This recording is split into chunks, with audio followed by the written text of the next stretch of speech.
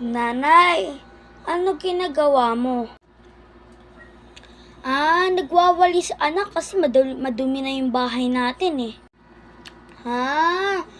Nanay, papasok po ako ng school Sige anak. Marisa, alam mo ba, yung anak mo, nasa school na, bilis. Talagang mabilis yung makapunta sa school niya. By the way, kumain ka na ba? Okay, Marisa, sige, alis mo na ako. Sige Ate bye-bye muna.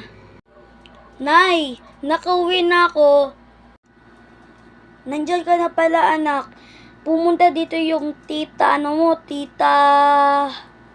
Basta tita mo yun, pumunta dito. Ba't aga mo umuwi?